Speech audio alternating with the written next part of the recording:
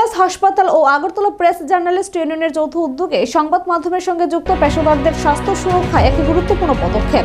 কলকাতার পিএলএস হাসপাতাল ও বিকে রায় গবেষণা কেন্দ্র আগরতলার সাংবাদিক এবং তাদের পরিবারের জন্য বিশেষ চিকিৎসা সুবিধার উদ্যোগ ঘোষণা করেছে।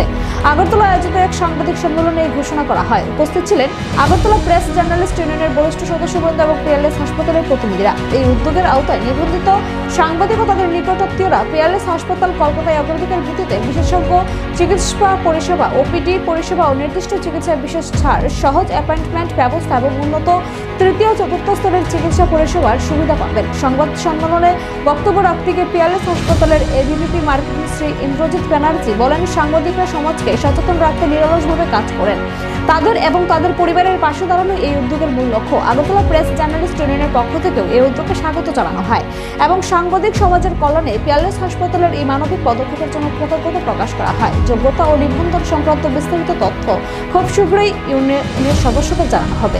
আমাদের এখানে রয়েছেন পিএলএস এর দুজন কর্মকর্তা এবং উপস্থিত আমার সিনিয়র থেকে শুরু করে আমার পলিট এবং জুনিয়র সাংবাদিক ভাইয়েরা রয়েছেন ইউনিয়নের মহাসচিব অলক ঘোষ মহোদয়। আজকে ত্রিপুরা জার্নালিস্ট ইউনিয়নের পক্ষে একটা খুব ঐতিহাসিক দিন। এর আগেও আমরা একটা মৌ করেছিলাম।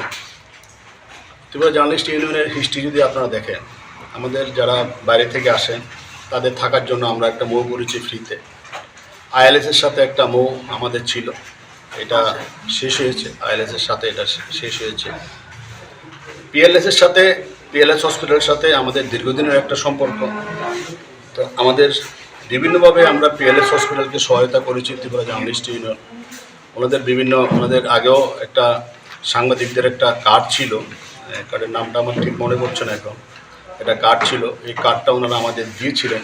আর ওখানে যারা যেতেন ওনাদেরকে ওনারা একটা সাবসিডি দিতেন। এছাড়াও আমাদের অনেক সাংবাদিক, অনেক আমাদের পরিবারের লোকজন, আমাদের পরিচিত লোকজন যখন পিএলএস হাসপাতালে যেতেন তখন ওনারা আমাদের সহায়তা করতেন। তো আজকে পিএলএস হসপিটালের নতুন দুজন এসছেন। বিশেষ করে আমাদের জার্নালিস্ট ইউনিয়নের যিনি যুগ্ম সম্পাদক রয়েছেন অভিষেকদের উদ্যোগেই এই কাজটা হয়েছে। আমি আবারও অভিষেকদেরকে অভিনন্দন জানাই যে সাংবাদিকদের জন্য উনি অনেক দিন ধরে এই কাজটা প্রসেস করেছেন এবং প্রসেস করে পরে উনি এটা ফাইনাল করেছেন।